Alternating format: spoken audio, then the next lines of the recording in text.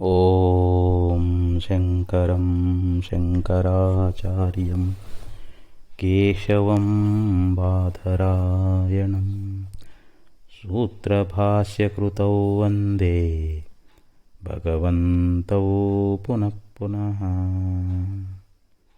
ಶ್ರೀಮಚ್ಛಂಕರ ಭಗವತ್ಪಾದಾಚಾರ್ಯರ, ಜಗದ್ಗುರು ಸಿದ್ಧಾರೂಢ ಮಹಾಸ್ವಾಮಿಗಳವರ, ಜಗದ್ಗುರು ಭಾರತೀ ಅಪ್ಪಾಜಿಯವರ ಪವಿತ್ರ ಚರಣಾರವಿಂದಗಳಲ್ಲಿ ಅನಂತ ಕೋಟಿ ಸಾಷ್ಟಾಂಗ ಪ್ರಣಾಮವನ್ನು ಸಲ್ಲಿಸುತ್ತೇನೆ. ಶರಣಾಪೇಕ್ಷ ತಮ್ಮೆಲ್ಲರಿಗೂ ಅನೇಕ ಶರಣಾರ್ಥಿಗಳು. ವಿವೇಕ ಚೂಡಾಮಣಿ 188ನೇ ಶ್ಲೋಕ.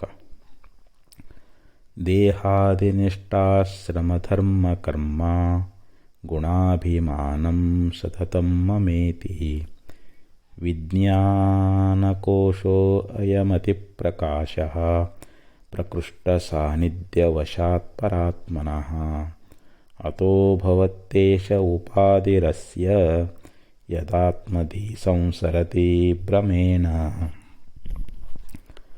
ಶ್ರೀಮಚ್ಛಂಕರ ಭಗವತ್ಪಾದಾಚಾರ್ಯರು ಈ 188ನೇ ಶ್ಲೋಕದೊಳಗೆ ನಮ್ಮನ್ನು ಕುರಿತು ಬಹು ಸುಂದರವಾಗಿರ್ತಕ್ಕಂಥ ಉಪದೇಶವನ್ನು ನೀಡ್ತಾ ಇದ್ದಾರೆ. ವಿಜ್ಞಾನಮಯ ಕೋಶದ ಬಗ್ಗೆ ವರ್ಣನೆಯನ್ನು ಮಾಡ್ತಾ ಇಲ್ಲಿ ಜೀವನ ಆಗಿರ್ತಕ್ಕಂಥವನು, ಇಲ್ಲಿ ಜೀವ ಅಂತಂದರೆ ಅಂತಃಕರಣದಲ್ಲಿ ಯಾವ ಚೈತನ್ಯದ ಪ್ರತಿಫಲನ ಅನ್ನುವಂಥದ್ದಾಗ್ಯದ, ಅಲ್ಲಿರ್ತಕ್ಕಂಥ ಪ್ರತಿಬಿಂಬವನ್ನೇ ನಾವು ಜೀವ ಅಂತ ಕರಿತೀವಿ. ಬಿಂಬರೂಪನಾಗಿರ್ತಕ್ಕಂಥವನು ಪರಮಾತ್ಮ, ಪ್ರತ್ಯೇಗಾತ್ಮ ಅಂತ ನಾವು ಹೇಳ್ತೀವಿ. ಇಲ್ಲಿ ಆ ಚೈತನ್ಯದ ಪ್ರತಿಫಲನ ಅನ್ನುವಂಥದ್ದೇನಾಗೈತಲ್ಲ, ಅಂದರೆ ಅಂತಃಕರಣ ವಿಶಿಷ್ಟವಾಗಿರತಕ್ಕಂಥ ಚೇತನ, ಅಂತಃಕರಣದಿಂದ ಕೂಡಿಕೊಂಡಿರ್ತಕ್ಕಂಥ ಚೇತನವೇ ಇಲ್ಲಿ ಜೀವ ಅಂತ ಹೇಳಿಸಿಕೊಳ್ತದೆ. ಅದಕ್ಕೆ ಇಲ್ಲಿ ಆ ಜೀವನಾಗಿರ್ತಕ್ಕಂಥವನು ಅಂತಃಕರಣದಲ್ಲಿ ಅಭಿಮಾನವನ್ನು ಮಾಡಿಕೊಂಡಿದ್ದಾನೆ. ಅದಕ್ಕೆ ಚಿದಾಭಾಸ ಅಂತ ನಾವೇನು ಹೇಳ್ತೇವಲ್ಲ, ಚಿದಾಭಾಸ ಅಂದರೆ ಚೈತನ್ಯದ ಆಭಾಸ, ಚೈತನ್ಯದ ತೋರಿಕೆ ಅಷ್ಟೇ. ಅದು ಅದಕ್ಕೆ ಬಿಂಬರೂಪವಾಗಿರ್ತಕ್ಕಂಥ ಆತ್ಮನೇ ಸತ್ಯದಾನ. ಆ ಪ್ರತಿಬಿಂಬ ಅನ್ನುವಂಥದ್ದು ಉಪಾಧಿ ರೂಪರ್ಯಂತರವಾಗಿರ್ತದೆ. ಬುದ್ಧಿ ಅನ್ನುವಂಥ ಉಪಾಧಿ ಇರುವವರೆಗೆ ಆ ಪ್ರತಿಬಿಂಬ ತೋರ್ತದೆ. ಬುದ್ಧಿ ಉಪಾಧಿ ದೂರ ಆಯಿತು ಅಂತಂದರೆ ಆ ಪ್ರತಿಬಿಂಬ ಬಿಂಬದಲ್ಲಿ ಹೋಗಿ ಅಡಗಿಬಿಡ್ತದೆ. ಕನ್ನಡಿ ತೆಗೆದ ಮೇಲೆ ಆ ಕನ್ನಡಿಲಿರ್ತಕ್ಕಂಥ ಪ್ರತಿಬಿಂಬ ಎಲ್ಲಿ ಹೋಯಿತು ಅಂತಂದರೆ ತನ್ನ ಬಿಂಬದಲ್ಲಿ ಬಂದು ಸೇರಿಕೊಳ್ತು ಅಂತ. ಇಲ್ಲಿ ಬಿಂಬ ಪ್ರತಿಬಿಂಬ ಬೇರೆ ಬೇರೆ ಕಂಡ್ರೂ ಕೂಡ ಅದು ಒಂದೇ ಆಗಿದೆ ಅಂತ ಅರ್ಥ. ಅಂದರೆ ಈ ಜೀವ ಇಲ್ಲಿ ಪರಮಾತ್ಮನ ಸ್ವರೂಪನೇ ಅದಾನ ಅಂತ ತಿಳ್ಕೊಳ್ಬೇಕು. ಇಲ್ಲಿ ಜೀವ ಒಬ್ಬ ಬೇರೆ, ಪರಮಾತ್ಮ ಒಬ್ಬ ಬೇರೆ ಅಂತ ನಾವು ಅರ್ಥೈಸ್ಕೊಳ್ಬಾರ್ದು.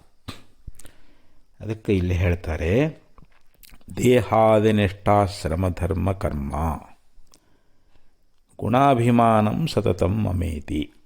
ಸತತಂ ಮಮ ಇತಿ, ಸತತಂ ಯಾವಾಗಲೂ ನಿರಂತರವಾಗಿ, ಮಮ ಇತಿ ನನ್ನದು ಅಂಥೇಳಿ.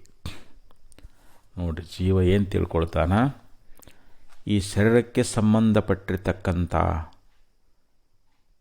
ಯಾವುದೇ ಒಂದು ವಸ್ತುಗಳಿರಲಿ, ನನ್ನದು ಅಂತಂದಾಗ ತನಕ್ಕಿಂತಲೂ ಭಿನ್ನವಾಗಿರ್ತಕ್ಕಂಥದ್ದು ಅಂತ. ಈಗ ಮನೆ ಇರ್ತದೆ, ಹೊಲ ಇರ್ತದೆ, ಮಡದಿ ಮಕ್ಕಳು ಬಂಧು ಬಾಂಧವರು ಏನೆಲ್ಲ ವಿಷಯಗಳಿರ್ತಾವೆ, ಅವುಗಳಲ್ಲಿ ನಾನಂತೀವೇನಿಲ್ಲ, ನಾನ ಮನೆ ಅಂತೀವೇನಿಲ್ಲ, ನನ್ನ ಮನೆ ಅಂತೀವಿ. ನನ್ನ ಮಡದಿ, ನನ್ನ ಮಕ್ಕಳು, ನನ್ನ ಹೊಲ, ನೋಡಿರಿ ಇವೆಲ್ಲ ನನ್ನದು ಅಂಥೇಳಿ ಅಲ್ಲಿ ಅಭಿಮಾನವನ್ನು ಮಾಡ್ತಾ ಇದ್ದೀವಿ. ಮಮಕಾರದಿಂದ ಮಿಕ್ಕಿನ ಬಂಧ ಮುಂಟೆ ಅಂತ ನಿಜಗುಣಶೀಲರು ಹೇಳ್ಕೊಂಡು ಬಂದರು. ಈ ಮಮಕಾರವೇ ಜೀವನಿಗೆ ಬಂಧವನ್ನು ಉಂಟು ಮಾಡ್ಯದ. ನಿಜವಾದ ಬಂಧನ ಯಾವುದು ಅಂತಂದರೆ ಮಮಕಾರ ಅಂತ. ಅದಕ್ಕೆ ನಿರ್ಮಮೋ ನಿರಹಂಕಾರ. ಗೀತೆಯಲ್ಲಿ ಪರಮಾತ್ಮ ಹೇಳಿದಂತೆ ನಾವು ಅಹಂಕಾರ ಮಮಕಾರ ರಹಿತರಾಗಿರಬೇಕು ಅಂತ. ಅದಕ್ಕೆ ಇಲ್ಲಿ ಸತತಂ ಮಮ ಇತಿ ದೇಹಾದಿ ನಿಷ್ಠ ಆಶ್ರಮ ಧರ್ಮ ಕರ್ಮ ಗುಣ ಅಭಿಮಾನಂ. ದೇಹಾದಿ ಅಂದರೆ ದೇಹವೇ ಮೊದಲಾಗಿರ್ತಕ್ಕಂಥ, ದೇಹ ಇಂದ್ರಿಯ ಪ್ರಾಣ ಮನಸ್ಸು ಬುದ್ಧಿ ಇವೇನದಾವಲ್ಲ ಇವುಗಳಲ್ಲಿ ನಿಷ್ಠ ಅಂದ್ರೇನು, ಒಂದು ಆಶ್ರಮ ಧರ್ಮ ಕರ್ಮ ಗುಣ ಇವುಗಳಲ್ಲಿ ಅಭಿಮಾನದಿಂದ ಕೂಡಿಕೊಂಡು ಅಂತ. ದೇಹಾದಿಗಳಲ್ಲಿ ಈಗ ನಮಗೊಂದು ದೇಹ ಇದೆ, ಇಲ್ಲಿ ನಾವು ಆಶ್ರಮಗಳು, ನಮಗೆ ಆಶ್ರಮಗಳು ಯಾವುವು ಅಂತಂದರೆ ಬ್ರಹ್ಮಚರ್ಯ, ಗೃಹಸ್ಥ, ವಾನಪ್ರಸ್ಥ, ಸನ್ಯಾಸ ಅಂತೇಳಿ 4 ಆಶ್ರಮಗಳದಾವೆ. ಬ್ರಹ್ಮಚಾರಿಗೆ ನಾನು ಬ್ರಹ್ಮಚಾರಿ ಅನ್ನುವಂಥ ಒಂದು ಅಭಿಮಾನ, ಗೃಹಸ್ಥನಿಗೆ ನಾನು ಗೃಹಸ್ಥ ಅನ್ನುವಂಥದ್ದೊಂದು ಅಭಿಮಾನ, ವಾನಪ್ರಸ್ಥನಿಗೆ ನಾನು ವಾನಪ್ರಸ್ಥಾಶ್ರಮಿ ಅನ್ನುವಂಥದ್ದು ಅಭಿಮಾನ, ಮತ್ತು ಸನ್ಯಾಸಿಗೆ ನಾನು ಸನ್ಯಾಸಿ ಅಂತ ತಿಳ್ಕೊಂಡಿರ್ತಾ ಇದ್ದಾನೆ. ಹೀಗೆ ಆ ಆಶ್ರಮ ಅವುಗಳ ಧರ್ಮಗಳು. ಬ್ರಹ್ಮಚಾರಿಯಾಗಿರ್ತಕ್ಕಂಥವನು ಏನು ಮಾಡ್ತಾನೆ, ಯಾವಾಗಲೂ ವೇದಾಧ್ಯಯನವನ್ನು ಮಾಡ್ತಾ ಅವನ ಕರ್ಮಗಳು, ಅವನ ಧರ್ಮಗಳು ಕರ್ಮಗಳು ಏನದಾವಲ್ಲ ಆಶ್ರಮ ಧರ್ಮಗಳು, ಬ್ರಹ್ಮಚರ್ಯವನ್ನು ಪರಿಪಾಲನೆ ಮಾಡುವುದೇ ಬ್ರಹ್ಮಚಾರಿಯ ಧರ್ಮ. ಗೃಹಸ್ಥನಾಗಿದ್ದುಕೊಂಡು ತನ್ನ ಪತ್ನಿ ಮಕ್ಕಳೊಂದಿಗೆ ಗೃಹಸ್ಥ ಧರ್ಮವನ್ನು ಪರಿಪಾಲನೆ ಮಾಡ್ಕೊತ ಅದಕ್ಕೆ ಆಶ್ರಮಕ್ಕೆ ಸಂಬಂಧಪಟ್ಟಿರ್ತಕ್ಕಂಥ ಗೃಹಸ್ಥಾಶ್ರಮದ ಕಾರ್ಯಗಳೇನದಾವು ಅವುಗಳನ್ನು ಮಾಡ್ತಾ ಇದ್ದಾನೆ. ಅಂದರೆ ಕೃಷಿಯಾಗಿರ್ಬೋದು, ವ್ಯಾಪಾರ ಆಗಿರ್ಬೋದು, ಅಥವಾ ಶಿಕ್ಷಕ ವೃತ್ತಿಯಾಗಿರ್ಬೋದು, ಅಥವಾ ಫ್ಯಾಕ್ಟ್ರಿಯಲ್ಲಿ ಕೆಲಸ ಮಾಡೋದಾಗಿರ್ಬೋದು, ಏನೇನದಾವಲ್ಲ ಅವರ ಕರ್ಮಗಳು, ಗೃಹಸ್ಥಾಶ್ರಮದ ಧರ್ಮಗಳು ಮತ್ತು ಅವುಗಳ ಕರ್ಮಗಳು ಮತ್ತು ಅವರ ಗುಣಗಳಲ್ಲಿ ಅವುಗಳಲ್ಲಿ ಅಭಿಮಾನ ಅನ್ನುವಂಥದ್ದನ್ನು ಮಾಡ್ತಾನೆ. ಯಾರು ಈ ಜೀವನಾಗಿರ್ತಕ್ಕಂಥವನು ಅವುಗಳಲ್ಲಿ, ಯಾಕಂದರೆ ಅಲ್ಲಿ ನನ್ನದು ಅನ್ನುವಂಥ ಒಂದು ಅಭಿಮಾನ, ದೇಹಾದಿಗಳಲ್ಲಿ ನಾನು ಇಂಥ ಆಶ್ರಮದವನು, ನಂದು ಇಂಥ ಧರ್ಮ.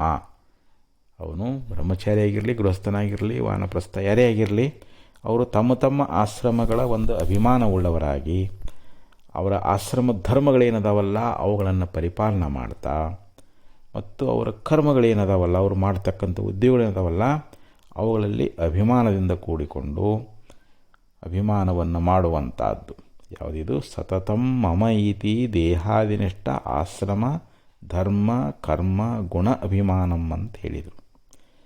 ಅಂದರೆ ನಿರಂತರವಾಗಿ ಈ ಜೀವನಾಗಿರ್ತಕ್ಕಂಥವನು ಏನು ಮಾಡ್ತಾನೆ, ಈ ದೇಹಾದಿಗಳಲ್ಲಿ ಒಂದು ನನ್ನದು ಅಂತ ಅಭಿಮಾನವುಳ್ಳವನಾಗಿ ಇವನು ಆ ದೇಹದಲ್ಲಿರ್ತಕ್ಕಂಥ ಆಶ್ರಮಗಳ ಧರ್ಮಗಳು ಕರ್ಮಗಳು ಗುಣಗಳು ಏನದಾವಲ್ಲ ಅವರಲ್ಲಿ ಅಭಿಮಾನ ಮಾಡ್ತಾ ಇದ್ದಾನೆ. ಅಯಂ ವಿಜ್ಞಾನಮಯ ಕೋಶ, ಇದು ವಿಜ್ಞಾನಮಯ ಕೋಶ ಅಂತ ಹೇಳಿಸಿಕೊಳ್ತದೆ. ಮಮತ್ವದಿಂದ ಕೂಡಿಕೊಂಡು ಅವುಗಳನ್ನು ಅಭಿಮಾನ ಮಾಡುವಂಥದ್ದೇನದಲ್ಲ, ಇದು ವಿಜ್ಞಾನಮಯ ಕೋಶ ಅಂತ ಕರೆಸಿಕೊಳ್ತಾ ಇದೆ. ಪರಾತ್ಮನಃ ಪ್ರಕೃಷ್ಟ ಸಾನ್ನಿಧ್ಯಾತ್, ಇದು ಪರಮಾತ್ಮನಿಗೆ ಅತ್ಯಂತ ಸಮೀಪ ಇದೆ ಅಂತ ಹೇಳ್ತಾ ಇದ್ದಾರೆ. ತಂ ದುರ್ದರ್ಶಂ ಗೂಢಮನುಪ್ರವಿಷ್ಟಂ ಗುಹಾಹಿತಂ ಗೌಹರೇಷ್ಟಂ ಪುರಾಣಂ ಅಧ್ಯಾತ್ಮ ಯೋಗಾದಿ ಗಮೇನ ದೇವಂ ಮತ್ವಾ ಧೀರೋ ಹರ್ಷಶೋಕೌ ಜಹಾತಿ. ಕಠೋಪನಿಷತ್ನಲ್ಲಿ ಯಮಧರ್ಮ ಉಪದೇಶ ಮಾಡ್ತಾ ಇದ್ದಾನೆ. ಅಂದರೆ ಪರಮಾತ್ಮ ಎಲ್ಲಿದ್ದಾನೆ, ಅವನ ನಿಜವಾದ ವಾಸಸ್ಥಾನ ಯಾವುದು ಅಂತಂದರೆ, ಯಾಕಂದರೆ ಅವು ಸಾಮಾನ್ಯವಾಗಿ ಪರಮಾತ್ಮ ಅಂತರ್ಬಹಿರದಲ್ಲಿ ಎಲ್ಲ ಕಡೆಯಲ್ಲಿ ವ್ಯಾಪಕ ಆಗಿದ್ದಾನೆ. ಆದರೆ ವಿಶೇಷವಾಗಿ ವ್ಯಕ್ತವಾಗಿರ್ತಕ್ಕಂಥ ಅಲ್ಲಿ ಪ್ರಕಟವಾಗುವಂಥ ಸ್ಥಾನ ಯಾವುದು ಅಂತಂದರೆ ಬುದ್ಧಿ ಅನ್ನುವಂಥ ಉಪಾಧಿ. ಯಾಕಂದರೆ ಮುಖ ಕಾಣಬೇಕು ಅಂತಂದರೆ ಅಲ್ಲಿ ಕನ್ನಡಿ ಅನ್ನುವಂಥ ಉಪಾಧಿ ಬೇಕು, ಜಲ ಅನ್ನುವಂಥ ಉಪಾಧಿ. ನೀರಿನಲ್ಲಿ ನಮ್ಮ ಪ್ರತಿಬಿಂಬ ನೋಡ್ಕೊಳ್ತೀವಿ, ಕನ್ನಡಿಯಲ್ಲಿ ನಮ್ಮ ಪ್ರತಿಬಿಂಬ ನೋಡ್ಕೊಳ್ತೀವಿ. ಆ ಉಪಾಧಿ ಇದ್ದಾಗಲೇ ನಮಗಲ್ಲಿ ಪ್ರತಿಬಿಂಬ ಅನ್ನುವಂಥದ್ದು ತೋರ್ತದೆ. ಕನ್ನಡಿ, ನೀರು ಇತ್ಯಾದಿ ಉಪಾಧಿಗಳವೆಲ್ಲ. ಹಾಗೆ ಇಲ್ಲಿ ಚೈತನ್ಯದ ಪ್ರತಿಫಲನ, ಚೈತನ್ಯದ ಪ್ರತ್ಯೇಕಾತ್ಮನ ಪರಮಾತ್ಮನ ಪ್ರತಿಬಿಂಬ ಎಲ್ಲಿ ಆಗ್ತದೆ ಅಂತಂದರೆ ಈ ನಮ್ಮ ಬುದ್ಧಿ ಅನ್ನುವಂಥ ಗುಹೆಯಲ್ಲಿ. ಅವನನ್ನು ದರ್ಶನ ಮಾಡೋದು ಬಹಳ ಕಷ್ಟ ಅಂತಾರೆ. ತಂ ದುರ್ದರ್ಶಂ ಗೂಢಮನುಪ್ರವಿಷ್ಟಂ, ಅವನು ಅತ್ಯಂತ ರಹಸ್ಯವಾಗಿ ಬುದ್ಧಿ ಅನ್ನುವಂಥ ಗುಹೆಯಲ್ಲಿ ಅಲ್ಲಿ ವ್ಯಕ್ತನಾಗ್ತಾನೆ, ಪ್ರಕಟನಾಗ್ತಾ ಇದ್ದಾನೆ. ಅಲ್ಲಿ ವಿಶೇಷವಾಗಿ ಅಲ್ಲಿ ಆತ್ಮನ ಪ್ರಾಕಟ್ಯತೆ ಅನ್ನುವಂಥದ್ದು. ಗುಹಾಹಿತಂ, ಬುದ್ಧಿ ಅನ್ನುವಂಥ ಗುಹೆಯಲ್ಲೇ ಇರತಕ್ಕಂಥವನು, ಅಲ್ಲಿ ವಿಶೇಷವಾಗಿ ತೋರ್ತಕ್ಕಂಥವನು ಯಾರೋ ಪರಮಾತ್ಮ ಆ ಬುದ್ಧಿ ಅನ್ನುವಂಥ ಗುಹೆಯೊಳಗನೆ ವಿಶೇಷವಾಗಿ ತೋರ್ತಾ ಇದ್ದಾನೆ. ಅವನು ಪುರಾಣ, ಯಾವಾಗಲೂ ಪುರಾತನ ಕಾಲದಿಂದ ಯಾವಾಗಲೂ ಇದ್ದವನ. ಗೌಹರೇಷ್ಟಂ ಪುರಾಣಂ ಅಧ್ಯಾತ್ಮಯೋಗಾದಿಗಮೇನ ದೇವಂ. ಇಲ್ಲಿ ಅಧ್ಯಾತ್ಮ ಜ್ಞಾನ, ಜೀವ ಪರಮಾತ್ಮರ ಏಕತ್ವ ಜ್ಞಾನ, ಅದರಿಂದಲೇ ಅವನನ್ನು ತಿಳ್ಕೊಳ್ಳಿಕ್ಕೆ ಬರ್ತದೆ. ಅದನ್ನು ಬಿಟ್ಟರೆ ಬೇರೆ ಯಾವ ಕ್ರಿಯಾದಿಗಳಿಂದ ಅದರಿಂದಲೂ ತಿಳಿಯೋಕೆ ಬರೋಂಗಿಲ್ಲ. ಅಧ್ಯಾತ್ಮ ಜ್ಞಾನ, ಬ್ರಹ್ಮಜ್ಞಾನ, ಆತ್ಮಜ್ಞಾನ ಏನದ ಆ ಜೀವ ಪರಮಾತ್ಮರ ಏಕತ್ವ ಜ್ಞಾನ ಮೂಲಕವಾಗಿ ಅವನನ್ನು ಅರಿತುಕೊಂಡು ಹರ್ಷಶೋಕಗಳಿಂದ ಬಿಡುಗಡೆಯನ್ನು ಹೊಂತಾರೆ, ಮುಕ್ತರಾಗ್ತಾ ಇದ್ದಾರೆ. ಹರ್ಷಶೋಕವು ಜಹಾತಿ ಅಂದರೆ ಪ್ರಾಪಂಚಿಕವಾಗಿರ್ತಕ್ಕಂಥ ವಿಷಯಗಳ ಭೋಗದಿಂದ ಬರ್ತಕ್ಕಂಥ ಏನು ಹರ್ಷ ಅದಲ್ಲ, ಅಥವಾ ಅವುಗಳ ವಿಯೋಗದಲ್ಲಿ ತೋರ್ತಕ್ಕಂಥ ಒಂದು ದುಃಖ ಅನ್ನುವಂಥದ್ದಲ್ಲ. ಈ ಹರ್ಷಶೋಕಗಳು ಈ ತತ್ವವನ್ನು, ಪರಬ್ರಹ್ಮದ ಸಾಕ್ಷಾತ್ಕಾರವನ್ನು ಮಾಡಿಕೊಂಡಿರ್ತಕ್ಕಂಥ ಜ್ಞಾನಿಗೆ ಅವು ದೂರಾಗಿ ಬಿಡ್ತಾ ಇದ್ದಾವೆ ಅಂತ ಹೀಗೆ ಕಠೋಪನಿಷತ್ತಿನಲ್ಲಿ ಯಮಧರ್ಮ ಬೋಧ ಮಾಡ್ಕೊಂಡು ಬಂದಿದ್ದಾನೆ.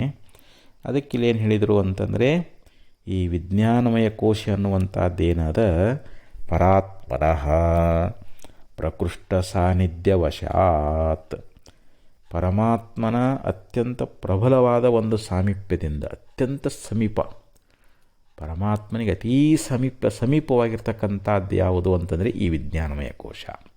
ಈ ಬುದ್ಧಿ ಎನ್ನುವಂಥದ್ದು ಪರಮಾತ್ಮನಿಗೆ ಅತ್ಯಂತ ಸನ್ನಿಹಿತವಾಗಿರ್ತಕ್ಕಂಥದ್ದು. ಅತಿ ಪ್ರಕಾಶ,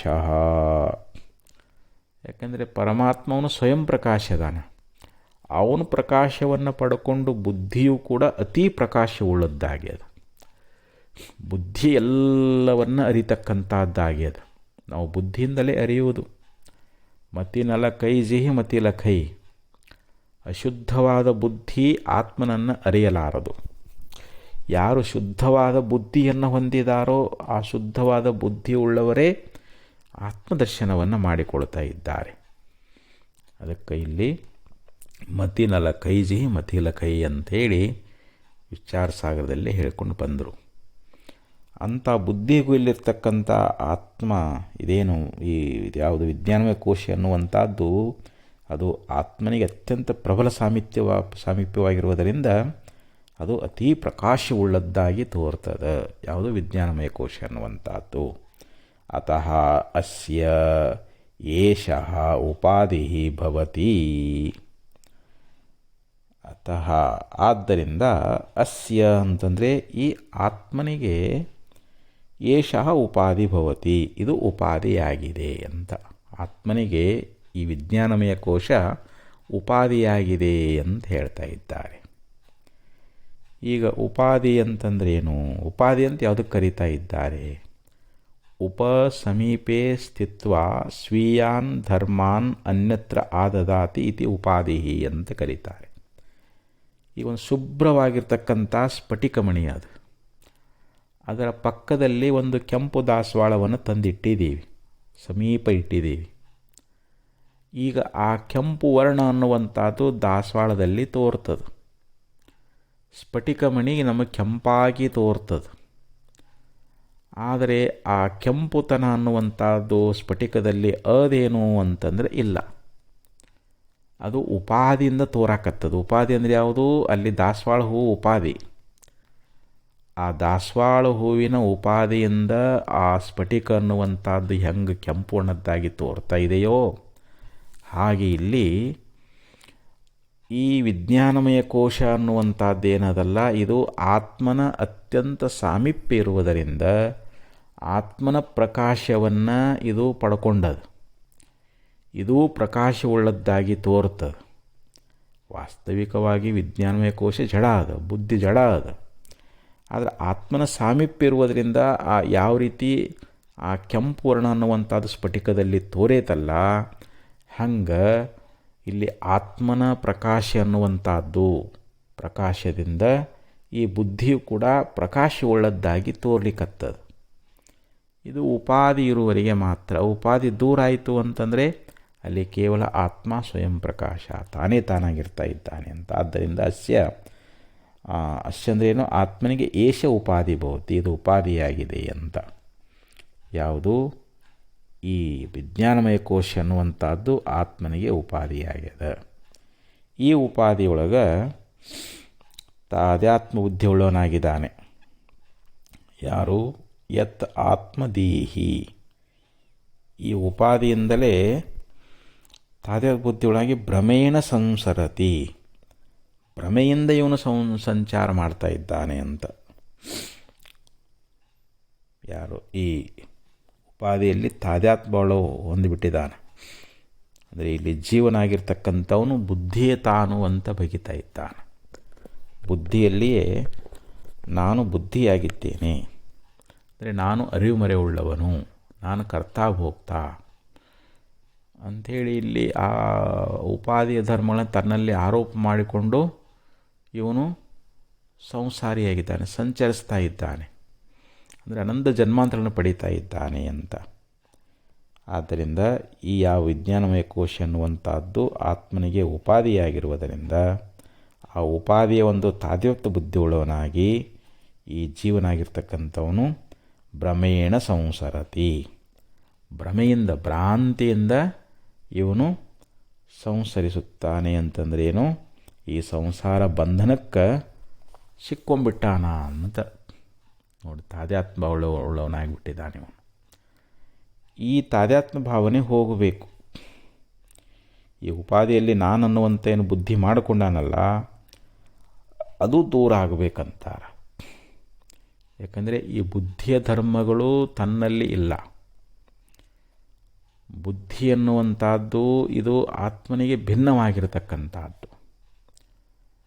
ಅದರ ಧರ್ಮಗಳು ಆತ್ಮನಲ್ಲಿ ತೋರಿದ್ದರಿಂದ ಇವೆಲ್ಲ ನನಗೆ ಅದಾವು ಅಂಥೇಳಿ ಸುಖ ಆಗಲಿ ದುಃಖ ಆಗಲಿ ಇವೆಲ್ಲ ಅನೇಕ ರೀತಿಯಾದ ಅರಿವು ಮರೆವುಗಳಾಗಲಿ ಕರ್ತೃತ್ವ ಭೋಕ್ತೃತ್ವಗಳಾಗಲಿ ಇವು ಯಾವ ಆತ್ಮನಲ್ಲಿ ಇಲ್ಲ. ಆದರೆ ಇವು ಆ ಉಪಾಧಿಯಿಂದ ಆತ್ಮನಲ್ಲಿ ತೋರ್ಲಿಕ್ಕೆ ಹತ್ತಿದ್ದಾವೆ. ಆದರೆ ಇವು ತೋರಿದಾಗ್ಯೂ ಕೂಡ ಇವು ನನ್ನ ಧರ್ಮಗಳಲ್ಲ, ಇವೆಲ್ಲ ಉಪಾಧಿ ಧರ್ಮಗಳು ಅಂತ ನಾವು ನಿಶ್ಚಯ ಮಾಡಿಕೊಳ್ಬೇಕು. ಆಗ ಮಾತ್ರ ನಾವು ನಿಜವಾದ ಸುಖಿಗಳಾಗ್ತಾ ಇದ್ದೀವಿ. ಇವು ನಮಗೆ ಭ್ರಾಂತಿಯಿಂದ ಇವೆಲ್ಲ ನಮ್ಮನ್ನು ಸಂಸಾರ ಬಂಧನಕ್ಕೆ ಇವೆಲ್ಲ ಸಿಕ್ಕಿಸಿಬಿಟ್ಟಿದ್ದಾವೆ ಅಂತ ಹೇಳ್ತಾ ಇದ್ದಾರೆ. ಆದ್ದರಿಂದ ಇಲ್ಲಿ ಈ ಶ್ಲೋಕದಲ್ಲಿ ಒಟ್ಟು ಆಚಾರ್ಯ ನಮಗೆ ಇಲ್ಲೇನು ಹೇಳ್ಕೊಂಡು ಬಂದರು ಅಂತಂದರೆ, ಈ ದೇಹಾದಿ ಒಂದು ಸಮೂಹದಲ್ಲ, ದೇಹ ಇಂದ್ರಿಯ ಪ್ರಾಣ ಮನಸ್ಸು ಬುದ್ಧಿ ಚಿತ್ತು ಅಹಂಕಾರ ಅಂತ ಐತಲ್ಲ, ಇವುಗಳ ಸಮೂಹದಲ್ಲಿ ಈ ವರ್ಣಾಶ್ರಮಾದಿಗಳು ಬ್ರಾಹ್ಮಣ ಕ್ಷತ್ರಿಯ ವೈಶೂದ್ರ ಅಂತಾಗಲಿ, ಬ್ರಹ್ಮಚಾರಿ ಗೃಹಸ್ಥ ವಾನಪ್ರಸ್ಥ ಸನ್ಯಾಸಿ ಅಂತಾಗಲಿ, ಅವೆಲ್ಲವೂ ಇಲ್ಲಿ ಏನದಾವು ಅಂತಂದರೆ ಆ ವರ್ಣಾಶ್ರಮ ಧರ್ಮಗಳು ಕಲ್ಪಿತ ಅದಾವು. ನಿಜವಾಗಿ ಯಥಾರ್ಥವಾಗಿ ಅದಾವೇನು ಅಂತಂದರೆ ಇಲ್ಲ. ಅವುಗಳ ಧರ್ಮಗಳಾಗಲಿ ಅವುಗಳ ಕರ್ಮಗಳಾಗಲಿ ಅವುಗಳ ಗುಣಗಳಾಗಲಿ ಇವುಗಳಲ್ಲಿ ಈ ಜೀವ ಏನು ಮಾಡ್ಕೊಂಡಾನ ಅಂತಂದರೆ ಇವೆಲ್ಲ ನನ್ನವು. ನಾನು ಬ್ರಾಹ್ಮಣ, ನಾನು ಕ್ಷತ್ರಿಯ, ನಾನು ವೈಶ್ಯ, ನಾನು ಶೂದ್ರ ಅಂತ ವರ್ಣಗಳಲ್ಲಿ ಅಭಿಮಾನ ಮಾಡಿಕೊಂಡಾನ. ಆ ಬಳಿಕ ನಾನು ಬ್ರಹ್ಮಚಾರಿ, ನಾ ಗೃಹಸ್ಥ, ನಾ ಸನ್ಯಾಸ ಅಂಥೇಳಿ ಆಶ್ರಮಗಳಲ್ಲಿ ಅಭಿಮಾನ ಮಾಡಿಕೊಂಡಾನ. ಮತ್ತು ನಾನು ಇಂಥ ಉದ್ಯೋಗ ಮಾಡಬೇಕು, ಇಂಥ ಕರ್ಮಗಳನ್ನು ಮಾಡಬೇಕು. ಮತ್ತು ಗುಣಗಳು ಸತ್ವ ರಜ ತಮ ಅನ್ನುವಂಥ 3 ಗುಣಗಳನ್ನು ತನ್ನಲ್ಲಿ ಅಭಿಮಾನ ಮಾಡಿಕೊಂಡು ಯಾವಾಗಲೂ ಇವೆಲ್ಲ ನನ್ನದು ಅಂತಾನೆ. ನಾನಿಂಥ ಆಶ್ರಮದವನು, ಇಂಥ ವರ್ಣದವನು, ಇಂಥ ಜಾತಿಯವನು, ನೋಡಿರಿ ಇಷ್ಟೆಲ್ಲ ಇದೆಲ್ಲ ನನ್ನದು ಅಂತ ಅಭಿಮಾನ. ಇವುಗಳಲ್ಲಿ ಯಾವಾಗಲೂ ಇವು ನನ್ನವು ಅಂತ ಅಭಿಮಾನ ಮಾಡಿಕೊಂಡು ಈ ಜೀವನಾಗಿರ್ತಕ್ಕಂಥವನು ಏನು ಮಾಡ್ತಾ ಇದ್ದಾನೆ, ಈ ಸಂಸಾರದಲ್ಲಿ ವ್ಯವಹರಿಸ್ತಾ ಇದ್ದಾನೆ. ಈ ವಿಜ್ಞಾನಮಯ ಕೋಶ ಏನಾದ ಇದು ಪರಮಾತ್ಮನಿಗೆ ಅತೀ ಸಮೀಪ, ಭಾಳ ಹತ್ತಿರ, ಅತೀ ಸಮೀಪವಾಗಿರುವುದರಿಂದ ಆ ಪರಮಾತ್ಮನ ಒಂದು ಪ್ರಬಲವಾಗಿರ್ತಕ್ಕಂಥ ಒಂದು ಸಾಮೀಪ್ಯದಿಂದ ವಿಶೇಷವಾದ ಪ್ರಕಾಶವನ್ನು ವಿಜ್ಞಾನಮಯ ಕೋಶ ಪಡ್ಕೊಂಡದು, ಅದರ ಬುದ್ಧಿ ಪಡ್ಕೊಂಡದು. ಆದ್ದರಿಂದ ಆತ್ಮನಿಗೆ ಇದು ಉಪಾಧಿಯಾದ. ಆ ಉಪಾಧಿಯಲ್ಲಿರ್ತಕ್ಕಂಥ ನಾನು ಅನ್ನುವಂಥ ಬುದ್ಧಿ ಏನದಲ್ಲ, ಇದೇ ಸಂಸಾರ ಬಂಧನಕ್ಕೆ ಜೀವನಿಗೆ ಕಾರಣ ಆಗ್ಯದ. ಯಾವಾಗ ಇವನು ಉಪಾಧಿ ಧರ್ಮಗಳನ್ನು ನೇತಿಗಳದು ಇವು ನನ್ನ ಸ್ವರೂಪದಲ್ಲಿಲ್ಲ ಅಂಥೇಳಿ ಅವುಗಳಿಗೆ ಪ್ರತ್ಯೇಕಾಗಿ ಉಳಿದ ಅಂತಂದರೆ ಇವನು ಕೇವಲ ಪರಮಾತ್ಮನೇ ಆಗ್ತಾ ಇದ್ದಾನೆ ಅಂಥೇಳಿ ಶ್ಲೋಕದಲ್ಲಿ ಹೇಳಿ ಮತ್ತೆ ಮುಂದಿನ ಶ್ಲೋಕದಲ್ಲಿ ಹೇಳ್ತಾ ಇದ್ದಾರೆ. ಯೋಯಂ ವಿಜ್ಞಾನಮಯ ಪ್ರಾಣೇಶು ಹೃದಯ ಸ್ಫುರತ್ಯಯಂ ಜ್ಯೋತಿ ಕೂಟಸ್ಥಸನ್ ಆತ್ಮ ಕರ್ತ ಭೋಕ್ತ ಭವೇತ್ಯುಪಾದಿಸ್ತಃ. 189ನೇ ಶ್ಲೋಕದಲ್ಲಿ ಆಚಾರ್ಯ ಹೇಳ್ತಾ ಇದ್ದಾರೆ, ಯಹ ಅಯಂ ವಿಜ್ಞಾನಮಯ ಅಂದರೆ ಯಾವ ಈ ವಿಜ್ಞಾನಮಯನಾಗಿರ್ತಕ್ಕಂಥ ಜ್ಯೋತಿ ರೂಪನಾಗಿ ಅಂದರೆ ಸ್ವಯಂ ಪ್ರಕಾಶನಾಗಿ, ಅಂದರೆ ಇಲ್ಲಿ ವಿಜ್ಞಾನಮಯನಾಗಿರ್ತಕ್ಕಂಥ ಜ್ಯೋತಿ ರೂಪನಾಗಿ ಪ್ರಾಣೇಶು ಹೃದಯ ಸ್ಫುರತಿ ಇಂದ್ರಿಯಗಳಲ್ಲಿ ಮತ್ತು ಬುದ್ಧಿಯಲ್ಲಿ ಸ್ಫುರತಿ ಅಂದ್ರೇನು ಪ್ರಕಾಶಿಸುತ್ತಾನೆಯೋ ಅಂದರೆ ಇಲ್ಲಿ ಆತ್ಮನ ಒಂದು ಚೈತನ್ಯವೇ ಈ ಯಾವ ವಿಜ್ಞಾನಮಯನಾಗಿರ್ತಕ್ಕಂಥ ಪುರುಷನು ಪಡ್ಕೊಂಡು ಅವನು ಇಲ್ಲಿ ಜ್ಯೋತಿ ಸ್ವರೂಪನಾಗಿಬಿಟ್ಟಿದ್ದಾನೆ. ಆತ್ಮನ ವಿಜ್ಞಾನ ಅಂದರೆ ಆತ್ಮನ ಚೈತನ್ಯ, ಆತ್ಮನ ಅರಿವನ್ನು ಈ ವಿಜ್ಞಾನ ಪಡ್ಕೊಂಡೇನಾಗಿದ್ದಾನೆ, ಇವನು ಜ್ಯೋತಿ ರೂಪನಾಗಿದ್ದಾನೆ.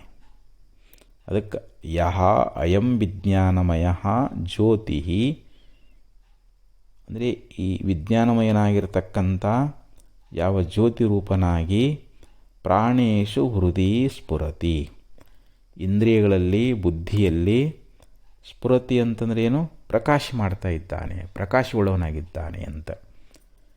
ಯಾಕಂದರೆ ನಮ್ಮ ಬುದ್ಧಿ ಅರಿಬೇಕಾಗಿತ್ತು, ಇಂದ್ರಿಯಗಳಲ್ಲಿ ನಾವು ನೋಡೋದು ಕೇಳೋದು ಇವೆಲ್ಲ ಮಾಡಬೇಕಾಗಿತ್ತು ಅಂತಂದರೆ ಅಲ್ಲಿ ಜ್ಯೋತಿ ರೂಪನಾಗಿರ್ತಕ್ಕಂಥ ಆತ್ಮನ ಚೈತನ್ಯವನ್ನೇ ಪಡ್ಕೊಂಡು ಜೀವ ಈ ರೀತಿಯಾಗಿ ಪ್ರಕಾಶವುಳ್ಳವನಾಗಿದ್ದಾನೆ. ಅಯಂ ಆತ್ಮ ಕೂಟಸ್ಥಸನ್ ಇಲ್ಲಿ ಆತ್ಮನಾಗಿರ್ತಕ್ಕಂಥವನು ನಿರ್ವಿಕಾರ ಅದಾನ. ಕೂಟವತ್ ತಿಷ್ಠತೀತಿ ಕೂಟಸ್ಥಃ ಕಂಬಾರನ ಮನೆಯಲ್ಲಿರ್ತಕ್ಕಂಥ ಅಡಿಗಲ್ಲು ಅದರ ಮೇಲೆ ಎಷ್ಟೋ ಕಂಬಾರ ಏನು ಮಾಡ್ತಾನ, ಕುರುಪಿ ಕುಡುಗೋಲು ಕೊಡ್ಲಿ ಅನೇಕ ರೀತಿಯಾದ ವಸ್ತು ತಯಾರು ಮಾಡಿದ್ರೂ ಅಡಿಗಲ್ ಮಾತ್ರ ಇದ್ದಂಗೆ ಇರ್ತದೆ, ಅದು ಯಾವ ವಿಕಾರವನ್ನು ಹೊಂದೋದಿಲ್ಲ. ಹಂಗೆ ಇಲ್ಲಿ ಕೂಟಸ್ಥನಾಗಿರ್ತಕ್ಕಂಥ ಈ ಆತ್ಮ ಅವ ನಿರ್ವಿಕಾರನಾಗಿದ್ದರೂ ಕೂಡ ಉಪಾದಿಸ್ಥಃ ಕರ್ತಾ ಭೋಕ್ತಾ ಭವತಿ ಅವನು ಉಪಾದಿಯಲ್ಲಿ ಇದ್ದುಕೊಂಡು ಏನು ಮಾಡ್ತಾನೆ, ಕರ್ತಾ ಭೋಕ್ತಾ ಅಂತ ಹೇಳಿಸ್ಕೊಳ್ತಾನೆ. ಇಲ್ಲಿ ಆತ್ಮ ನಿರ್ವಿಕಾರ ಅದಾನ, ಆದರೂ ಉಪಾಧಿ ವಶದಿಂದ ಏನಾಗ್ಯಾನ, ಇಲ್ಲಿ ನಾನು ಕರ್ತ ನಾನು ಭೋಕ್ತಾ ಅಂತ ಅವನು ಕರೆಸಿಕೊಂಡಿದ್ದಾನೆ ಅಂತ.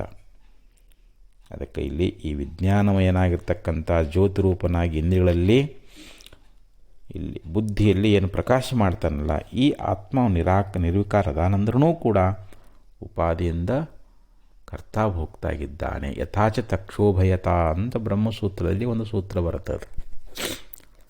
ಈಗೊಬ್ಬ ಕಂಬಾರದಾನ, ಅವ ಕಂಬಾರ ಅಂತ ಯಾವಾಗ ಕರೆಸಿಕೊಳ್ತಾನ ಅಂತಂದರೆ ಅವನ ಎದುರುಗಡೆಯಲ್ಲಿ ಅವೆಲ್ಲ ಉಳಿ ಬಾಚಿ ಅಡಿಗಲ್ಲು ಇವೆಲ್ಲ ವಸ್ತುಗಳಿಂದ ಕೂಡಿಕೊಂಡು ಅವನು ಆ ಕೆಲಸವನ್ನು ಮಾಡುವಂಥ ಸಂದರ್ಭದಲ್ಲಿ ನಾವು ಅವನಿಗೇನಂತ ಕರಿತೀವಿ, ಓಹೋ ಇವನು ಕಂಬಾರ, ಇವನು ಗುದ್ಲಿ ಸಲಿಕಿ ಕುಡುಗೋಲು ಕುರ್ಚಿ ಇವೆಲ್ಲ ಮಾಡತಕ್ಕಂಥ ಒಬ್ಬ ಕಂಬಾರ ಅಂತ ನಾವು ಕರಿತಾ ಇದ್ದೀವಿ. ಯಾವಾಗ ಆ ಉಪಾಧಿಗಳಿಂದ ಕೂಡಿಕೊಂಡಾಗ, ಯಾವಾಗ ಅವೆಲ್ಲ ಬಿಟ್ಟು ಎಲ್ಲೋ ಪ್ಯಾಟಿಗೆ ಹೊಂಟಾನಂತ ತಿಳ್ಕೊಡ್ರಿ ಅಥವಾ ಬಸ್ ಸ್ಟ್ಯಾಂಡ್ ನಿಂತಾನಂತ ತಿಳ್ಕೊಡ್ರಿ.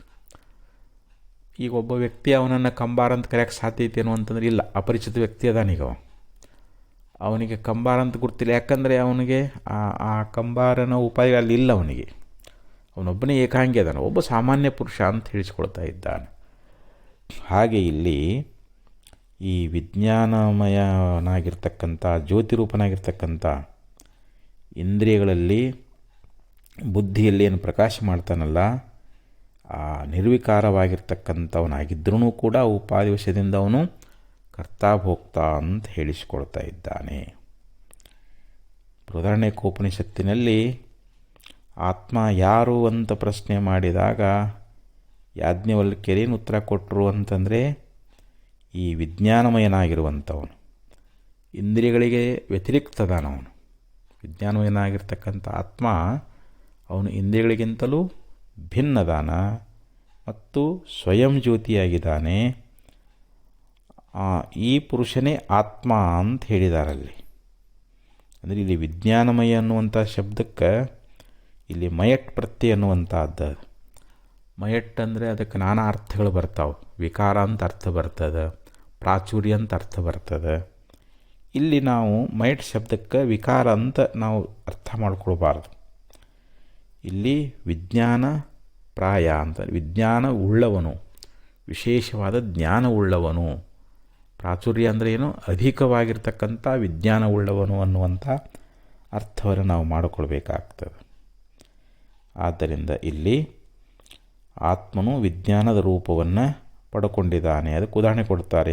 ಗಾಜಿನ ಒಂದು ಗೋಳದೊಳಗೆ ನಾವು ದೀಪ ಇಟ್ಟೇವಿ ಅಂತಂದರೆ ಆ ದೀಪ ಗೋಳದ ರೂಪವನ್ನು, ವರ್ಣವನ್ನು ಯಾವ ರೀತಿಯಾಗಿ ಪಡ್ಕೊಳ್ತದೋ ಹಾಗೆ ಆತ್ಮನೂ ಕೂಡ ವಿಜ್ಞಾನದ ರೂಪವನ್ನು ಪಡ್ಕೊಂಡಿದ್ದಾನೆ ಅಂತ ಇಲ್ಲಿ ನಾವು ಅರ್ಥೈಸಿಕೊಳ್ಬೇಕು. ಅದಕ್ಕೆ ಯೋಯಂ ವಿಜ್ಞಾನಮಯ ಪ್ರಾಣೇಶು ಹೃದಯ ಸ್ಫುರತ್ಯಯಂ ಜ್ಯೋತಿ ಕೂಟಸ್ಥಸ್ಸನ್ ಆತ್ಮ ಕರ್ತಾ ಭೋಕ್ತಾ ಭವೇತ್ಯುಪಾದಿಸ್ತಃ. ಅಯಂ ಅಂದರೆ ಈ ವಿಜ್ಞಾನಮಯನಾಗಿರ್ತಕ್ಕಂಥ ಜ್ಯೋತಿರೂಪನಾಗಿರ್ತಕ್ಕಂಥ ಯಾವ ವಿಜ್ಞಾನಮಯ ಇದ್ದಾನಲ್ಲ, ಅವನು ಇಂದ್ರಿಯಗಳಲ್ಲಿ ಮತ್ತು ಬುದ್ಧಿಯಲ್ಲಿ ಪ್ರಕಾಶಮಾನನಾಗಿದ್ದಾನೆ. ಯಾಕಂದರೆ ನಾವು ಇಂದ್ರಿಯಗಳ ಮುಖಾಂತರವಾಗಿ ಅರಿತೇವಿಲ್ರಿ. ಇವಾಗ ಕಣ್ಣಿನಿಂದ ನೋಡ್ತೀವಿ, ಕಿವಿಯಿಂದ ಕೇಳ್ತೀವಿ, ಹೀಗೆ ಪ್ರತಿಯೊಂದು ಬುದ್ಧಿಯಲ್ಲಿಯೂ ಕೂಡ ಅರಿಯುವಂಥದ್ದು. ಅಂದರೆ ಈ ಆತ್ಮ ಹೇಗಿದ್ದಾನೆ? ಕೂಟಸ್ಥನ, ನಿರ್ವಿಕಾರ ಆಗಿದ್ರೂ ಕೂಡ ಇಲ್ಲಿ ಉಪಾಧಿಸ್ಥನಾಗಿ, ಉಪಾಧಿಯಲ್ಲಿದ್ದುಕೊಂಡು, ಬುದ್ಧಿಯಲ್ಲಿದ್ದುಕೊಂಡು ನಾನು ಕರ್ತಾ ಭೋಗ್ತಾ ಅಂತಾನೆ. ಅಂದರೆ ಅಲ್ಲಿ ಅಭಿಮಾನ ಮಾಡಿಕೊಂಡು ದೇಹದಲ್ಲಿ, ಇಂದ್ರಿಯಗಳಲ್ಲಿ, ಅಹಂಕಾರದಲ್ಲಿ, ಬುದ್ಧಿಯಲ್ಲಿ ಅಹಂಕಾರದಿಂದ ಏನಂತಾನೆ? ನಾನು ಕರ್ತಾಪ, ನಾನು ಇಂಥ ಕರ್ಮ ಮಾಡುವನು, ಈ ಕರ್ಮದ ಫಲಗಳನ್ನು ಉಪಭೋಗ ಮಾಡುವನು ಅಂಥೇಳಿ ಈ ಕರ್ತೃತ್ವ ಭೋಕ್ತೃತ್ವಗಳು ಇವು ನಿಜವಾಗಿಯೂ ಆತ್ಮನ ಧರ್ಮಗಳಲ್ಲ. ಆದರೆ ಇಲ್ಲಿ ಜೀವ ಏನು ತಿಳ್ಕೊಂಡಿದ್ದಾನೆ ಅಂತಂದರೆ, ಆ ಉಪಾಧಿ ಉಳ್ಳವನಾಗಿ ಭ್ರಾಂತಿಯಿಂದ ಅವುಗಳಲ್ಲಿ ತಾದಾತ್ಮ ಉಳ್ಳವನಾಗಿ ಅವುಗಳ ಧರ್ಮವನ್ನು ತನ್ನಲ್ಲಿ ಆರೋಪ ಮಾಡಿಕೊಂಡು, ಯಾಕಂದರೆ ಇವನು ಸ್ವಯಂ ಪ್ರಕಾಶ ನಿರ್ವಿಕಾರ ಅದಾನಂದ್ರೂ ಕೂಡ, ಕೂಟಸ್ಥನಾಗಿದ್ರೂ ಕೂಡ ಇವನು ಭ್ರಾಂತಿ ಮೂಲಕವಾಗಿ ಅವುಗಳಲ್ಲಿ ತಾದಾತ್ಮ್ಯ ಹೊಂದಿ ನಾನು ಕರ್ತ, ನಾನು ಭೋಕ್ತ ಅಂತ ಇವನು ಭಾವಿಸಿಕೊಂಡಿದ್ದಾನೆ. ಅಂದರೆ ಸಂಸಾರಿಯಾಗಿದ್ದಾನ ಅಂತ ಅರ್ಥ. ಈ ಸಂಸಾರ ಅನ್ನುವಂಥದ್ದು ಅವನಲ್ಲಿ ಇಲ್ಲ. ಭವಮಾಲೆಗೊಳಗಾದೆನೆಂಬುದೇ ಪುಸಿ ನಿನ್ನ ವಿವರಿಸಿ ನೋಡಲೇ ಜೀವನೇ ಅಂತ ಹೇಳ್ತಾ ಇದ್ದಾರೆ. ನಮಗೆ ಈ ಭವಮಾಲೆ, ಹುಟ್ಟು ಸಾವುಗಳು ಅದಾವೇನು ಅಂತಂದರೆ ಇಲ್ಲ. ಆತ್ಮನಿಗೆ ಹುಟ್ಟು ಸಾವುಗಳಿಲ್ಲ. ವಿಚಾರ ಮಾಡಿ ನೋಡಿದರೆ ಅವೆಲ್ಲವೂ ಮಿಥ್ಯಾ ಅದಾವೆ. ಜನ್ಮರಣಗಳು ಆತ್ಮನಿಗೆ ಇಲ್ಲವೇ ಇಲ್ಲ. ಅದಕ್ಕೆ ಜೀವ ತನ್ನ ಸ್ವರೂಪವನ್ನು ವಿಚಾರ ಮಾಡಿ ಗುರುಗಳಿಂದ ಶಾಸ್ತ್ರ ತಿಳ್ಕೊಳ್ಬೇಕಾಗ್ಯದ. ತನ್ನ ನಿಜ ಸ್ವರೂಪವನ್ನು ತಿಳ್ಕೊಂಡ ಅಂತಂದ್ರೆ ಆವಾಗ ಅವನಿಗೆ ಅರ್ಥ ಆಗ್ತೈತಿ, ಓಹೋ ಈ ಅಂತಃಕರಣ ಧರ್ಮಗಳು ಅಂದರೆ ಅಹಂಕಾರ ಆಗಲಿ, ಬುದ್ಧಿ ಆಗಲಿ, ಮನಸ್ಸಾಗಲಿ, ಚಿತ್ತಾಗಲಿ, ಇವುಗಳ ಧರ್ಮಗಳು ನನ್ನ ಸ್ವರೂಪದಲ್ಲಿ ಇಲ್ಲ. ಇವು ನನಗೆ ದೃಶ್ಯಗಳಾಗಿದ್ದಾವೆ, ಇವು ಜಡ ಅದಾವು, ಇವು ಅನಾತ್ಮದಾವು, ಮತ್ತು ನನ್ನ ಪ್ರಕಾಶವೇ ಅಲ್ಲಿ ತೋರ್ಯದು. ಹೀಗಾಗಿ ಬುದ್ಧಿ ನನ್ನ ಪ್ರಕಾಶದಿಂದಲೇ ಅರಿತಾ ಇದೆ, ಮನಸ್ಸು ನನ್ನ ಪ್ರಕಾಶವನ್ನು ಪಡ್ಕೊಂಡೇ ಸಂಕಲ್ಪ ಮಾಡ್ತಾ ಇದೆ. ಇವೆಲ್ಲವೂ ನನ್ನ ಒಂದು ಶಕ್ತಿ ಪಡ್ಕೊಂಡೇ ಇವೆಲ್ಲವೂ ಆತ್ಮನಂತೆ ತೋರ್ತಾ ಇದ್ದ ಹೊರತು ನಿಜವಾಗಿ ಇವುಗಳು ಆತ್ಮ ಅಲ್ಲ ಅಂತ ನಾವು ಹಿಂಗೆ ವಿಚಾರ ಮಾಡಿ ತಿಳ್ಕೊಂಡೀವಿ ಅಂತಂದರೆ ನಾವು ಕೇವಲ ಪರಬ್ರಹ್ಮ ಸ್ವರೂಪರೇ ಆಗ್ತಾ ಇದ್ದೀವಿ. ಯಾಕಂದರೆ ನಾವು ಇವೆಲ್ಲದಕ್ಕಿಂತಲೂ ನಾವು ಬೇರೆ ಇದ್ದೀವಿ. ಇಂದ್ರಿಯಗಳಿಗೆ ಬೇರೆ ಇದ್ದೀವಿ, ಬುದ್ಧಿಗೆ ಬೇರೆ ಇದ್ದೀವಿ. ಆದರೂ ಕೂಡ ಅವ್ರು ತಾದಾತ್ಮ ಹೊಂದಿ ನಾನು ಬುದ್ಧಿ ಅಂತ ತಿಳ್ಕೊಂಡೀವಿ, ನಾನು ಮನಸ್ಸಂತ ತಿಳ್ಕೊಂಡೀವಿ, ಇಂದ್ರಿಯಗಳಲ್ಲಿ ನಾನು ನನ್ನದು ಅಂತ ತಿಳ್ಕೊಂಡೀವಿ. ಈ ಅಹಂಕಾರ ಮಮಕಾರಗಳೇ ಜೀವನಿಗೆ ಒಂದು ಸಂಸಾರ ದುಃಖಕ್ಕೆ ಇವು ಕಾರಣೀಭೂತ ಆಗಿದ್ದಾವೆ ಎನ್ನುವಂಥ ವಿಚಾರವನ್ನು ಈ ಒಂದು ಶ್ಲೋಕದಲ್ಲಿ ಆಚಾರ್ಯರು ಉಪದೇಶ ಮಾಡ್ಕೊಂಡು ಬಂದಾರ. ಮತ್ತು ಮುಂದಿನ ಶ್ಲೋಕದಲ್ಲಿ ಈ ವಿಜ್ಞಾನಮಯ ಕೋಶದ ಬಗ್ಗೆ ಯಾವ ವಿಚಾರವನ್ನು ಹೇಳ್ತಾರೆ ಅನ್ನೋದನ್ನು ನಾಳೆ ಶ್ರವಣ ಮಾಡೋಣ ಅಂತ ಹೇಳ್ತಾ ಇವತ್ತಿನ ಉಪನ್ಯಾಸಕ್ಕೆ ಇಲ್ಲಿಗೆ ವಿರಾಮ ಮಾಡ್ತಾ ಇದ್ದೇನೆ. ಓಂ ತತ್ಸತ್.